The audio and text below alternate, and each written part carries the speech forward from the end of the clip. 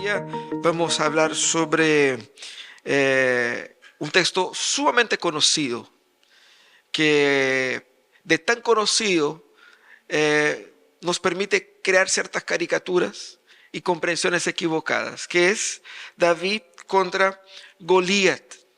Seguramente esa figura traspasa la esfera cristiana y es una figura de lenguaje que se utiliza para representar cualquier situación en la cual hay un gigante contra un pequeño y el pequeño triunfa sobre el gigante. Y nos encanta ese tipo de cosas, ¿cierto? Y cuando vemos el título del mensaje, subestimado, ya imaginamos saber de quiénes estamos hablando. Claramente usted pensó, David había sido subestimado por Goliat, ¿cierto? Pero no es de David que estamos hablando acá. El texto se encuentra ahí en 1 Samuel 17. Vamos a leer una parte de este capítulo, pero el punto es que nosotros normalmente estamos equivocados con esa historia. La mítica historia donde el underdog, el que no tiene ninguna posibilidad de ganar, termina triunfando. Ese tipo de cosas que imputamos a ese texto, ese tipo de cosas simplemente no es así en ese texto. Ese texto no habla de eso, del menor ganando al mayor. Y ya les voy a explicar por qué. Pero antes de hablar de eso, pensemos, ¿por qué no nos gusta tanto esa mítica del menor venciendo al mayor? ¿Se han dado cuenta?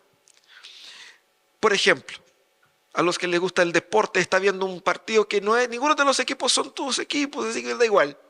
Pero hay un equipo que es el equipo más frágil, el que tiene menos historia, y uno va por este, ¿cierto? Quiere que gane el más desprestigiado, porque es más bonito, así como que qué hermosa historia de triunfo, ¿cierto? Y esas historias son bonitas y nos gustan porque nos da esperanza. Porque proyectamos eso también para nosotros. También, de cierta manera, nos consuela un poco en nuestra victimización. Porque cuando nosotros vemos David y Goliat, nadie se identifica con Goliat, todo se identifica con David, ¿cierto? Todo se identifica con, ay, cómo soy frágil, cómo soy pequeño, los gigantes, mis problemas, mis luchas. Uno siempre se identifica como el frágil de la historia y esas historias como que dan esperanza para que yo pueda triunfar. Y también, de cierta manera, ese pensamiento hace con que cuando miremos a la historia de David y Goliat, no pensemos ni en David ni en Goliat, pensemos en nosotros.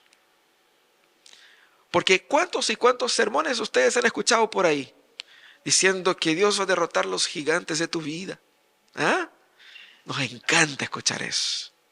Tus gigantes serán destruidos. Yo me acuerdo que incluso en una iglesia presbiteriana, incluso, que no de Chile, no de los nuestros, una iglesia grande, una mega iglesia, construyeron, fuera de broma, un gigante de cartón, así, y el pastor en la prédica derrumbaba el gigante de cartón para decir, mira, ¿no es cierto?, los gigantes que van a caer en tu vida.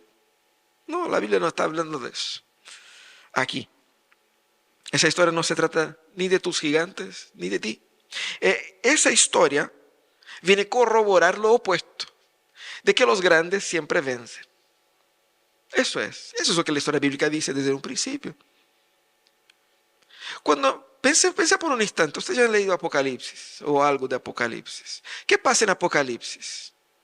En Apocalipsis es donde Dios le pega a la mesa y le hace una paliza a todos sus enemigos. Pero pensemos por un instante, Dios es absurda y absolutamente gigante y superior en poder a todos ellos. El más grande, derrotando a los menores. Esa es la historia bíblica. Y siempre ha sido así, incluso acá. Por lo tanto, es interesante ver que esta historia no nos enseña una hazaña de un joven que venció. No, sí. Esa historia está mostrando algo más aquí. Esa historia es de cómo Dios es tan grande, tan poderoso, tan fuerte, que se puede dar al lujo de derrotar a esos gigantes de los ejércitos ajenos con un adolescente.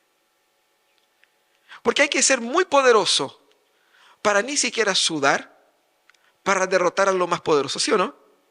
Esa es la prueba máxima de poder. Y eso es lo que vemos acá. No es un frágil. Nosotros vemos a David, pero no es David quien está luchando, es Dios. Y Dios dando una paliza a los filisteos sin derramar una gota de sangre o de sudor, digamos. Entonces esa historia es importante porque no está hablando de una hazaña mítica propiamente tal, sino que esa historia en el libro de Samuel está al introducir David y a calificar a David como digno de ser el ungido del Señor, el rey que Dios escogió para su pueblo. En el capítulo anterior David fue ungido y yo les comentaba la semana pasada que ni siquiera David era nombrado. Se hizo una fiesta ahí en su casa, él no había sido invitado, estaba trabajando, cuidando las ovejas. Cuando lo llaman, llega y solamente después que el Espíritu Santo llena a David, que lo nombran David por su propio nombre. Y aquí David estaba igualmente en el campo haciendo otras cosas, ni siquiera estaba considerado para la batalla. Y ahí es donde David es introducido y esa historia transforma su camino. De ahí en adelante él pasa a ser un otro hombre. También esa historia muestra cómo David tenía esa valentía, no porque él era bacán, no porque él era superior a los demás, sino que era una valentía basada en una fe profunda por el Señor. Esa confianza en el Señor hacía con que él fuera valiente como se muestra acá. Y así que esa historia no se trata de lo que David hizo, sino que cómo Dios se manifiesta por medio de David. Porque era exactamente eso lo que Dios quería de su rey. Y fíjense, David es importante en ese texto porque tenemos 50 y tantos versículos. Y la batalla misma es una fracción pequeña de texto. Gran parte del texto está hablando de la familia de David y nómbrase nominalmente los hermanos de David, los que estaban en la batalla. Habla del papá de David varias ocasiones. Cuando vemos la historia de David y Goliat, uno no se acuerda de eso, simplemente se acuerda de la lucha ahí. Pero el texto está hablando extensamente sobre David porque claramente es una presentación oficial de David al pueblo. De ahí en adelante él pasa a ser famoso y muestra cómo es el rey que Dios quiere para su pueblo. Porque ese rey que David tendría que ser prefiguraba al rey venidero que se asentaría en ese trono y gobernaría para siempre, que es Jesús, un rey sumiso y que actúa por medio del poder de Jehová. Ese es el modelo de rey que Dios quería conformar y por eso David es presentado de esa manera. Veamos lo que dice una fracción del texto. Aquí en el capítulo 17 llegamos en el versículo 38 donde ya está David a punto de iniciar el confronto con el gigante. Ya vamos a hablar con detalles sobre eso, pero veamos lo que está aquí en esa fracción del 38 al 51. Dice: luego Saúl vistió a David con su uniforme de compañía. Le entregó también un casco de bronce y le puso una coraza. David se ciñó la espada sobre la armadura e intentó caminar, pero no pudo porque no estaba acostumbrado. No puedo andar con todo esto, dijo a Saúl. No estoy entrenado para ello. De modo que se quitó todo aquello y tomó su bastón y fue al río a escoger 5 piedras lisas. Las metió en su bolsa de pastor. Luego, honda en mano, se acercó al filisteo. Este, por su parte, también avanzaba hacia David detrás de su escudero. Echó una mirada a David y al darse cuenta de que era apenas un muchacho, pelirrojo y buen mozo, con desprecio dijo: ¿soy acaso un perro para que vengas a atacarme con palos?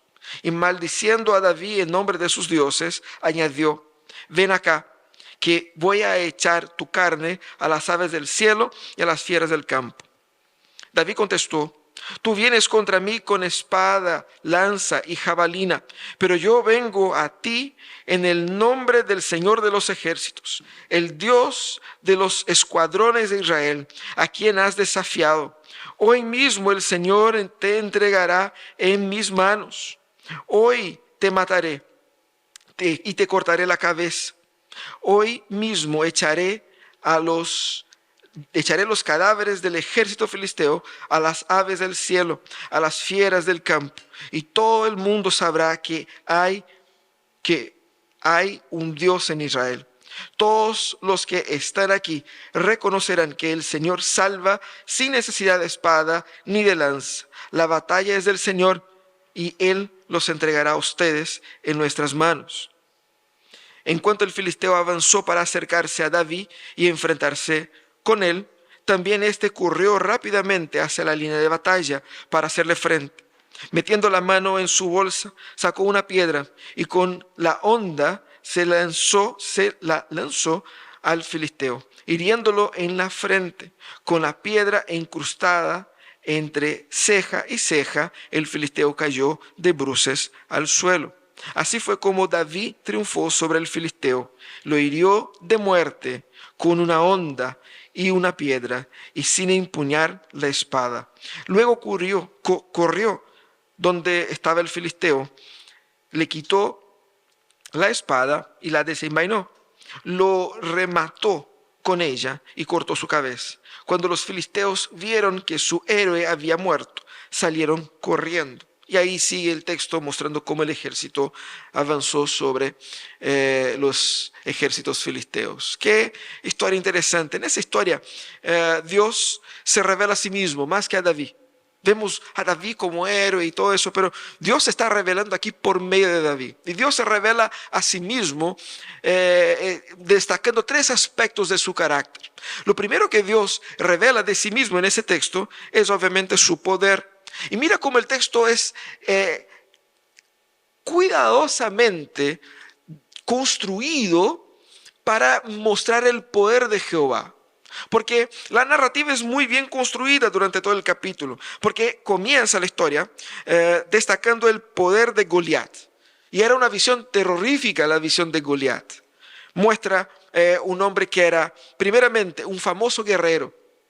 Para ser famoso como guerrero, tiene que haber matado mucha gente. Tiene que ser un tipo con mucha historia. Tiene que ser hábil. Y estamos hablando aquí en una época donde uno no era guerrero como un sniper que se pone detrás de una roca y lo tira. No, la gente tenía que ir al campo y con sus propias manos, espada, lanza, flecha, matar a otros. Entonces, él era muy famoso y esa fama se daba por sus muchas victorias. Pero el texto destaca su altura. El texto va a destacar que Goliat tenía casi 3 metros de altura. 3 metros de altura. Eso es muy alto. No sé quién sería el más alto de la iglesia, quizás el Miguel, ¿cierto? Después el Juanito, están por ahí. Pero, ¿cuántos de ustedes llegan a los 2 metros? Ninguno. El promedio de los judíos se estima que en aquella época era como los chilenos, unos 70, unos 60. Tanto que se supone que Saúl era el más alto de los judíos, teniendo ahí casi 1,90. Estamos hablando de un hombre que 3 metros. Pero hoy día, en esas últimas semanas, se ha anunciado un nuevo jugador de la NBA, del básquet norteamericano, nuevo, y el compadre tiene 2 metros y 30 y pocos. Es muy alto. Sus brazos abiertos, tiene más de 2 metros y medio, una bola así como absurda. ¡Qué gigante! Pero es así, flaco, ¿cierto? Es muy, muy flaco, muy delgado, así como, muy así como mirrado, como podemos decir. El gigante aquí, además de tener 3 metros de altura, claramente el texto no da así como detalles de su contextura, pero uno se imagina por su vestimenta. Él tenía una armadura que la pura coraza pesaba 60 kilos. Hay gente aquí en nuestra iglesia que pesa menos que eso. La coraza nomás, sin contar el resto de la armadura. Y más, él tenía una lanza, que le decían que era una lanza que probablemente la lanza tenía como un poco más de 2 metros, era una lanza gruesa, un trozo de madera grueso, y la punta de la lanza pesaba 7 kilos, la pura punta de la lanza. pesaba 7 kilos. Usted va al súper y saca, no sé, un, un fardo de esos de harina. ¿Eh? ¿Cuánto pesa?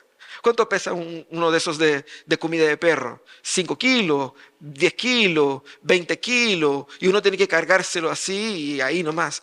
Él lo tenía en la punta, el palo debía pesar, no sé, unos 5 kilos más o menos, más o menos, pero tenía ahí más o menos entre 10 a 15 kilos con una mano, porque no es así como algo que uno carga con 2 manos, de que tira así. No, si era la lanza que él tiraba con una sola mano. Imagínense el poder, la fortaleza de ese caballero. No era, no era sorpresa para nadie que ese tipo generaba un impacto y generó un impacto en el ejército. El ejército quedó así como sin saber qué hacer. ¿Por qué? Porque Goliat viene y dice, ya, cortemos el deseo, hagamos algo simple, 1 a 1. Un filisteo y un judío. Y nos enfrentamos acá y se acabó. Simple así. Era algo común en aquella época. Pero al proponer esto, claramente genera un problema para Israel. Porque ¿quién va a enfrentar a ese loco? ¿Quién va a ser? Tanto que decía el texto que Saúl había prometido todo para el que ganara la batalla. Entonces nadie quería ir. Y era un gran problema. Todo el ejército estaba con miedo. Estamos hablando de Saúl, el más alto de todos, lo que era un problema, porque si eres el más alto, eres el rey, el más supuestamente fuerte. ¿Y ahí qué vas a hacer tú? Aquí en ese texto es interesantísimo que en ningún momento nombra a Jonatán, que en el capítulo 15 fue el valiente que derrotó solo a 20 filisteos. ¿Cierto? No lo nombra. ¿Dónde está Jonatán? Desaparecido. En el texto más adelante vamos a ver que había en el ejército judío muchos grandes guerreros. ¿Dónde están ellos? ¿Dónde están los hermanos de David? Los lindos que fueron los primeros en aparecerse ahí para ser ungidos por Samuel. Nadie se quería aparecer. ¿Por qué? Porque el clímax de esa tensión aquí está en provocar en el ejército de Israel el temor y la percepción de su limitación. Goliat había ganado una batalla en la mente de los israelitas, porque solo con su propuesta le había puesto en una situación donde ellos sabían que no tenían respuesta. Ahora, viene el otro lado, y ahí entonces el texto empieza a mostrar cómo llegó David ahí, ¿cierto? Y es bien interesante porque es lo contrario de lo que pasa con Goliat. Goliat es presentado desde un primer momento como un gran guerrero, pero cuando pasamos a ver sobre David, dice que era el menor de 8 hijos. El texto podía haber cortado todo eso y simplemente decir que aquel que Dios ungió. Mira, qué bonito sería esa edición. No soy autor bíblico, pero imagínense esa edición. Termina el capítulo 16, David ungido por el Señor, lleno del poder del Espíritu Santo. Al ver que un gigante se levantaba, lo enfrentó. Pero el autor bíblico no hizo eso. ¿Qué hizo el autor bíblico? Vuelve a describir a David tal cual como él era. Un adolescente, el menor de 8. Una genealogía que es importante para la historia, pero aquí el texto simplemente sirve para decir que David era una persona común y corriente. No era guerrero y era pastor de ovejas. Nosotros tenemos la tendencia de interpretar el hecho de ser pastor de ovejas como algo tierno. ¿Por qué? Por la Navidad, ¿cierto? Los pastorcitos que estaban. Pero la función de cuidar ovejas era una función sumamente desprestigiada. Tiene que ser muy vago para cuidar ovejas. Tiene que ser muy inútil en un periodo de guerra estar cuidando ovejas. ¿Quiénes iban a cuidar las ovejas? Las personas de peor carácter, las personas de menor capacidad productiva, que no servían para muchas otras cosas. Gente importante no estaba ahí. Entonces, por lo tanto, el texto dice claramente, David era no solamente el menor, pero exactamente por ser el menor, era el menos importante de sus hermanos. Y no servía para nada más que cuidar ovejas. Pese a que eso tenía sus desafíos. Pero era una persona sin valor, sin significado y más. Ni siquiera estaba en el campo de la batalla, ni siquiera sabía que Goliat le estaba desafiando a Israel. Su papá le dijo, oye, anda a llevar una comida para tus hermanos. Y él va. Y cuando llega, el gigante lo desafía. Y ahí descubre ahí. Entonces, él ni siquiera sabía de esto. Y la narrativa todo va mostrando cómo poco a poco él se va enterando. Y cuando se entera, al momento de enterarse, para mostrar un poco su desprestigio, su mismo hermano le reta. Cabro chico, ¿qué estás haciendo acá? Anda a cuidar sus ovejas. Estás puro metiéndose acá en cosas que no te corresponden. Y claramente tú y yo, todos nosotros, si fuéramos el hermano mayor de David, habríamos hecho lo mismo. Porque estamos hablando de gigantes, de soldados. Y viene un adolescente que cuidaba ovejas hasta hoy día, querer aquí como opinar y saber y meterse. No tiene nada que ver acá. Aquí es cosa de gente grande. Anda tus cosas. Y ahí es donde Dios se revela aquí en ese texto con todo su poder. Porque Dios revela su poder por medio de David. ¿Y por qué por medio de David? Porque el rey es el ente por medio del cual Dios gobierna a su pueblo. Ese es el modelo de rey que Él quiere, que sea la expresión no solamente de la voluntad de Dios ante el pueblo y en el mundo, pero la expresión de su poder. Y es eso lo que Dios quiere que David sea, y es así como David se presenta acá. Porque al revelarse así como la expresión de lo divino, apuntaba a aquel que vino a revelar plenamente a Dios, que es Cristo, hijo de David. Entonces, David cuando llega y ve todo ese problemón que tenía ahí el ejército, al tiro hace la lectura correcta. ¿Quién se cree ese incircunciso? ¿Quién se cree ese pagano? Para desafiar, no nosotros que estamos acá, para desafiar a Jehová. ¿Quién se cree él para desafiar a Jehová? Él se cree muy fuerte, pero Jehová es más fuerte que él. Y al instante él se ofrece. Él empieza a conversar con la gente y alguien, yo creo que no había muchos candidatos, y rápidamente le dicen a Saúl, hay un muchacho que dice que quiere pelear con, y Saúl lo manda a llamar, y David dice, osadamente, nadie necesita seguir temiendo a ese gigante, yo voy a enfrentarlo. Así, cara dura. Y Saúl le hace la pregunta obvia, ¿cómo se te ocurre? Es un campeón, es un héroe de batalla, es un gigante, y tú ni siquiera te calificaste para estar en ese ejército. Estaba cuidando ovejas. ¿Cómo? Y ahí es donde David presenta su currículum. Muy interesante el currículum de David. Y el currículum de David ya de por sí desconstruye todo el mito que tenemos sobre esa historia. Porque, ¿qué es lo que pensamos? El pobre chiquitito que iba a enfrentar al gigante. Pero David dice, mira, ¿sabe qué? Yo, como pastor de ovejas, tuve que rescatar ovejas de leones y de osos. Los maté con mis propias manos, a leones y a osos. Hermanos, póngame atención acá. Si un ratón surge, uno se sube a la silla al tiro. ¿Quién de ustedes ya peleó con un perro?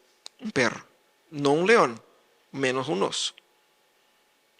Estamos hablando de animales que son absolutamente destructivos, feroces y poderosos. No sé cuántos de ustedes vieron esa película de Leonardo DiCaprio, El Renegado, donde él pelea con un oso y casi muere. El Renacido, ¿no? Casi muere. Que ha sido hecho pebre. Y claro, o sea, es una batalla que humanamente hablando ningún ser humano puede vencer con sus propias manos.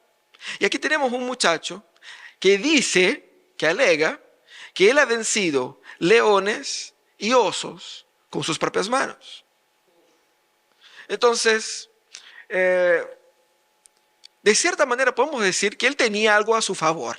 Él tenía un punto. Entonces no podemos desprestigiar al muchacho porque igual, ¿no es cierto? Él hizo algo que ninguno del ejército había hecho, por lo menos. Entonces, él estaba humanamente hablando ya racionalmente calificado. ¿Por qué? Piensa por un instante, yo siempre pensaba eso. ¿En qué planeta estaba Saúl cuando permite que David vaya a enfrentar al gigante? Cuando que tú como rey, y ser la persona más alta del país, Vas a poner a un adolescente a luchar con un gigante. Seguramente Saúl tenía una información que nosotros no tenemos. El tema es que sí tenemos, aquí está la información. Él confió en el currículo de David, confió en la fe de David y confió en la lectura que David hizo, de que Dios le iba a dar la victoria. Por eso que Saúl le envía que el Señor esté contigo. Y así es como David va. Y eso es interesante. ¿Por qué David fue valiente al enfrentar al gigante? Porque David conocía a Dios. David no conocía a Goliat. David no sabía de su historia y de sus logros, pero David sí conocía a Dios, y David sí sabía que Dios era poderoso, y David conocía a Dios de caminar con él y de experimentar por medio de sus luchas la fuerza y el poder de Dios. El conocer a Dios te permite hacer una relectura de la situación. El conocer a Dios, el tener un caminar vivo, verdadero, una experiencia con Dios, te permite percibir de una forma concreta cómo el poder de Dios se manifiesta y cuán poderoso es Dios. David no tenía dudas del poder de Dios, porque él lo conocía. Conocer a Dios personalmente cambia toda nuestra perspectiva de la vida. Cambia toda nuestra perspectiva de las estructuras de poder. Porque quizás más de uno aquí está agobiado porque tengo un jefe que es un demonio y no lo soporto, pero es mi jefe, estoy aquí. Y una estructura de poder a la cual uno está sometido y como que no tiene como que salir y ve como que eso es como un tope. Pero cuando vemos desde la perspectiva de Dios, vemos que las estructuras humanas de poder se disuelven ante un poder que es mucho más amplio y poderoso. Ante el poder de la muerte, donde uno está luchando contra una enfermedad y ver cómo es imposible derrotar eso. De repente se encuentra con el Señor y ver que hay poderes que son mucho más grandes que los que nos afligen. David se enfrenta al Goliat porque conocía a Dios. Y sabía que no era David quien iba a luchar con él. Él mismo dijo que el gigante había desafiado al Señor. Y el Señor lo iba a derrotar. Y lo iba a derrotar de una forma humillante. Ese era el plan, ¿cierto? Ahora, Dios es mostrado aquí como poderoso, pero Dios también es revelado aquí como aquel que tiene toda la gloria. Porque toda batalla se supone que debe haber un vencedor. ¿Y qué es lo que se le da al vencedor de la batalla? Las glorias, el nombre, la fama, ¿cierto? Y el ataque de Goliat era una ofensa a la gloria de Israel. Y como toda la batalla en aquella época, era una batalla santa, era una guerra santa, porque eran los dioses de los filisteos ayudando a los filisteos y los dioses de los hebreos ayudando a los hebreos. El Dios más grande vence, porque como dije al inicio, el más grande siempre vence. Entonces aquí tenemos una batalla de dioses, y es tan así que en el texto, cuando Goliat va a enfrentar, él maldice a David en nombre de sus dioses. Y David dice, usted ha desafiado al Dios de Israel, no al ejército de Israel, al Dios de Israel. Entonces claramente una batalla que claramente tenía una importancia política, práctica, pero también espiritual. Pero uno va a decir, ya pastor, pero todas las batallas involucran esa búsqueda por poder o esa búsqueda por la gloria de la victoria. ¿Y por qué esa batalla en especial revela especialmente la gloria de Dios? Porque tenemos muchas batallas donde Dios fue glorificado de distintas maneras.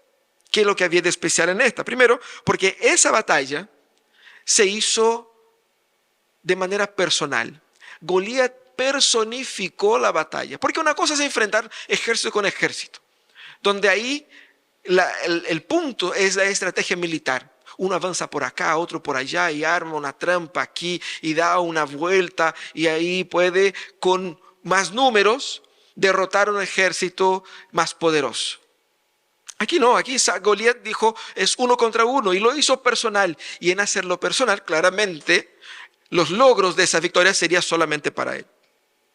También porque aquí vemos la búsqueda de la gloria como un bien que es inmaterial, depende mucho de la percepción.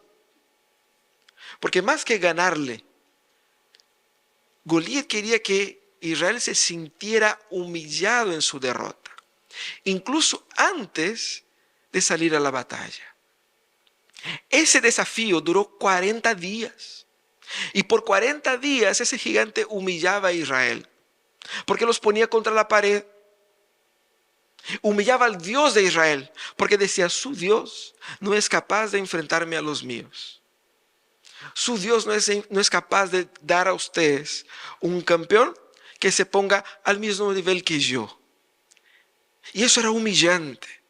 Y esa humillación que Goliat estaba entregando al pueblo de Israel era doloroso. ¿Por qué? Ese tipo de humillación desanima a los ejércitos, desestima a la gente. Más de uno pudiera haber pensado, oye, Saúl, ¿sabe qué? Sometámonos a los filisteos. Es mejor que, imagínate, ¿para qué vamos a morir todos? ¿Para qué vamos a tener esa pelea? Hagamos un acuerdo con ellos, entregamos las tierras. ¿Cuántos? Y aquí es donde Dios quería lucirse en su gloria. Reducir a la batalla a un único guerrero hacía con que el pueblo de Israel también personificara en una sola persona todo el poder de Jehová. Todo el poder de los filisteos estaba en Goliat. Y todo el poder de Israel estaría en ese único personaje. Y ese es importantísimo para la historia. ¿Por qué? Porque es exactamente la función del rey. Ese es el valor inmaterial que el rey debe tener. Aquel que personifica la fuerza de Jehová. ¿Quién era ese rey? En ese momento, el rey verdadero, el rey actual, por decirlo así, estaba ya descontinuado. Ya no lo iban a respaldar para un próximo periodo. Ya no contaba con la aprobación del Señor. Y es ahí donde surge el rey ungido del Señor, que cumple la función que debiera tener. Y es interesante porque cuando él surge, visualmente, ¿qué es lo que pasa? Goliat lo ve y lo ridiculiza. Porque a los ojos humanos de la batalla, incluso a los ojos del mismo ejército de Israel, que habían comprado la narrativa de los filisteos, de que la batalla se vencía con poder militar, ellos habían comprado esa narrativa y estaban atrapados en esa narrativa, una narrativa pagana, en el cual David surge y dice, no, yo no comparto esa narrativa. Dios es poderoso incluso cuando no tenemos nosotros elementos físicos para corroborar esa fuerza. Y cuando surge David, sin armadura, sin nada, un jovencito, con piedras y palos, él dice, ¿acaso soy yo un perro? Y humilla nuevamente al Dios de Israel. Pero ahí vemos la motivación de David. La motivación de Goliat, además de derrotar a Israel, era de hacer notar su poder, ser notado como campeón y infligir una derrota humillante hacia los hebreos. Pero en ese sentido, él se pone directamente contra Dios porque la gloria que él quería era la gloria de Dios. Y es así como David lo ve. David dice, tú vienes contra mí con espada, lanza y jabalina, pero yo vengo a ti en el nombre del Señor de los ejércitos, del Dios de los escuadrones de Israel, a quien tú has desafiado. Esa es la lectura. No era el pequeño contra el grande. Era uno que se creía el grande contra Dios. Y nadie nunca ha ganado esa batalla. Solo Dios es quien es capaz de derrotar. Entonces la motivación de David aquí era la de hacer al Señor ser visto, lucirse. Ahora el Señor se va a pasear aquí. El Señor va a ser exaltado por medio de tu derrota. La motivación de David no era simplemente de que él hiciera su propio nombre, se casara con la hija del rey y ganara exención de los impuestos, que era lo que Saúl había prometido. La intención de David no era simplemente ser famoso y decir a sus hermanos, viste tú, ustedes estaban ahí, nadie quería pelear y yo vine, tuve yo que salir de las ovejas y venir acá porque ustedes no podían resolver esto. No era la gloria que él quería para él.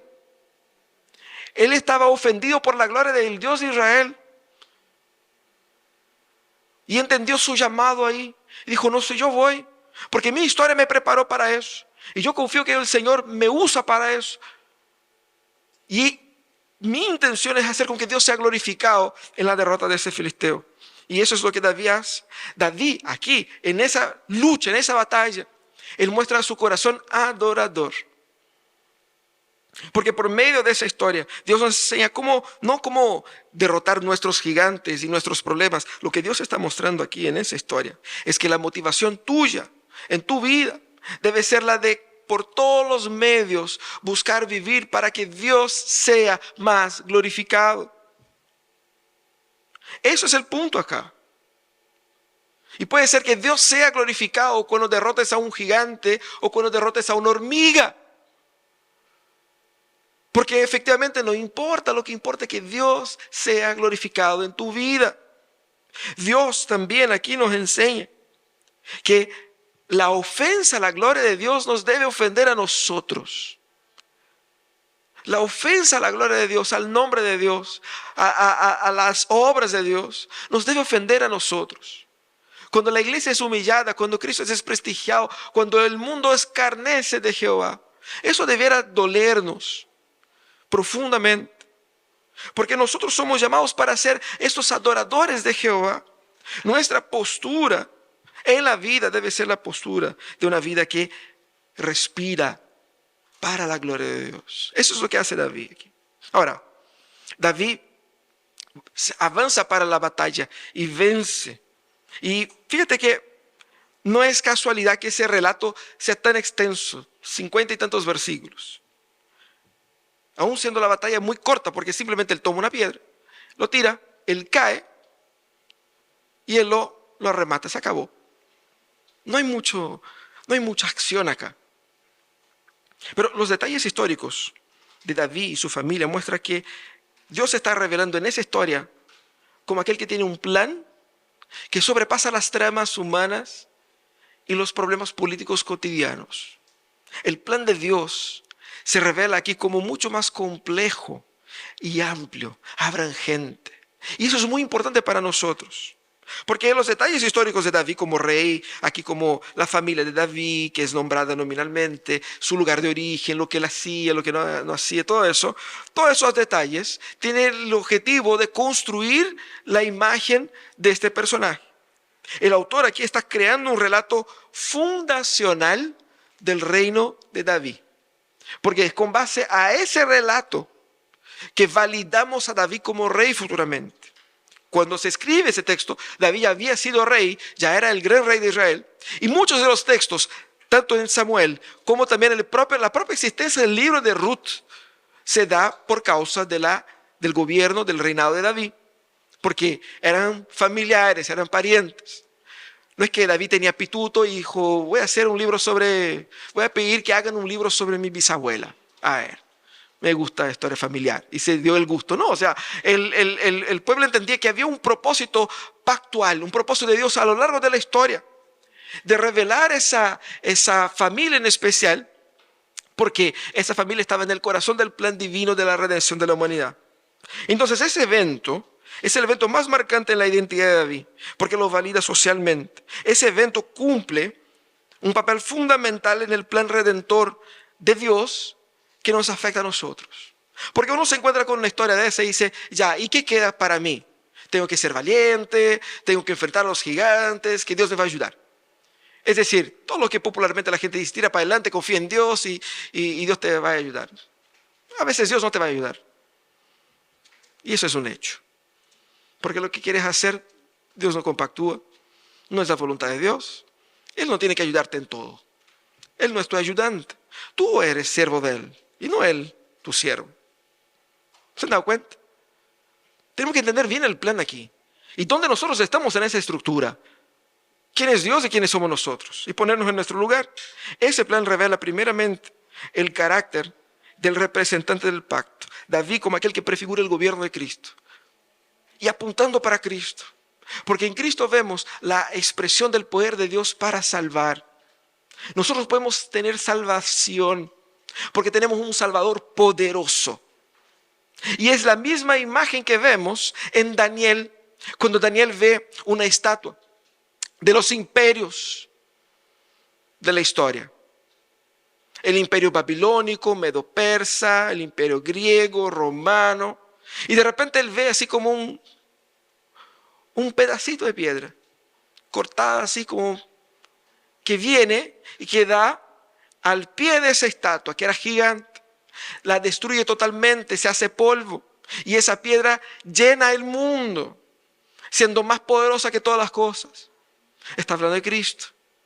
Aquí, nuevamente, vemos a Cristo como el Salvador verdadero, que actúa en el poder del Señor para librarnos de la opresión que estaba oprimiendo al pueblo de Israel. No solamente por la amenaza, sino que por la certeza de derrota. Cristo viene entonces y destruye la certeza de derrota que una vida sin Cristo produce el ser humano. Y nos muestra que no debemos interpretar los eventos de la vida solamente por las apariencias, solamente por ese análisis humano y carnal, viendo quién tiene más armas, quién tiene más plata, quién tiene más poder, porque el Señor no juega ese juego.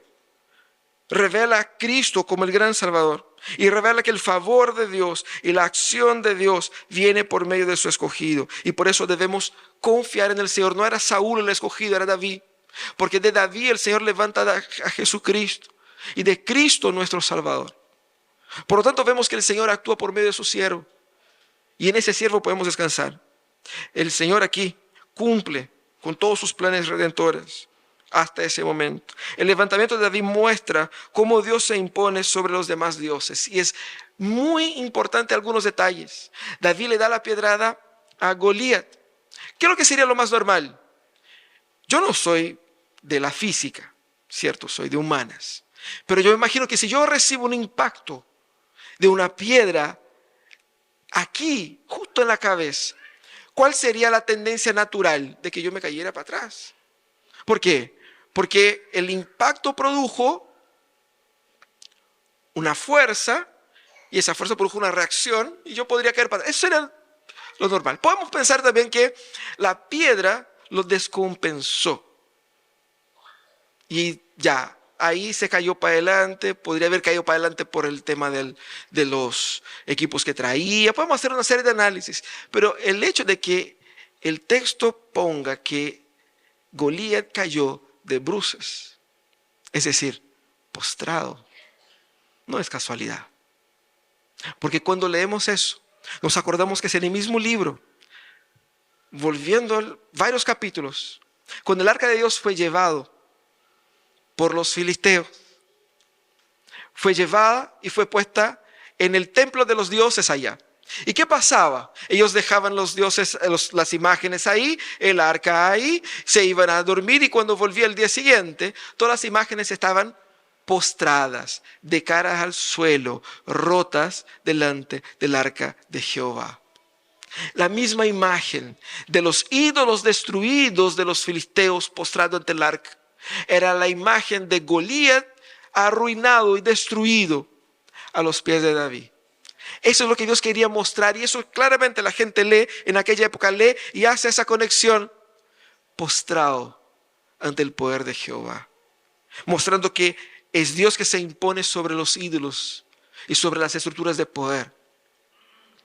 Hoy día quizás nuestra estructura de poder no es la lucha corporal como esto, pero claramente el poder económico, el poder político, el poder social, porque hoy día la muerte social es todo un tema. Son cosas que nos afligen. Y aquí el Señor se impone como aquel que derrota a todos esos ídolos que se manifiestan por esas estructuras de poder. Y como aquel que se pone como el que controla la historia. El gran plan de Dios. Y eso es importante. Porque vemos esas historias y pensamos en nosotros. Pero tenemos que pensar que el gran plan de Dios es más importante que mis pequeños eventos. Dios está haciendo más que darte una vida bacana, que resolver tus problemas, que ayudarte con tus luchas. Porque hoy día estás luchando con eso y te resolví y ya se lo olvidó y ya tienes una otra gran lucha, un gran problema y todos los problemas son grandes y todos somos. Dios está haciendo algo más grande en ti y por medio de ti. Pongamos los ojos en esa gran historia de Dios, en ese gran plan de Dios. E imitemos, decía, a la fe de David, a la adoración de David. Pero sobre todo, esforcémonos por vernos en este plan que Dios está construyendo en ustedes por medio de la iglesia. para la gloria de Dios. Ahora, ¿cómo nosotros vencemos nuestros gigantes? Eso será lo que quisiéramos saber, ¿cierto? Hermanos, nosotros primeramente debemos asombrarnos con la grandeza y el poder de Dios. Él es el único gigante. Él es el único gigante. En la medida en que conocemos a Dios, nos asombraremos más y más y más. Su poder, su alcance, su influencia, su dominio, su sabiduría, su hermosura. A veces nos creemos clever, nos creemos inteligentes, nos creemos sabios. Pero cuando conocemos a Dios nos sentimos sumamente ignorantes, estúpidos, brutos, frágiles. Frágiles. Debemos asombrarnos con el poder de Dios por medio de una búsqueda constante de conocer más a Él. Al punto de que cuando surja un momento grave como es, tú puedes decir, mira, yo tengo también una trayectoria con Dios, porque yo estaba así y Dios me dio la victoria en esa circunstancia. Vemos a David y recordamos a David cuando enfrentó a Golías, pero no recordamos a David cuando él enfrentó a los leones, donde él podría haberse preguntado, Señor, ¿por qué me pusiste aquí a luchar con esos leones? ¿Por qué no me da una vida más cómoda? Pero era por medio de los leones que él estaba derrotando en el pasado, que Dios lo calificó para enfrentar a ese otro gigante más complicado aún. Entonces no es que Dios vaya facilitando la vida, todo lo contrario. El trabajo de Dios no es de facilitar nada para ti o para mí.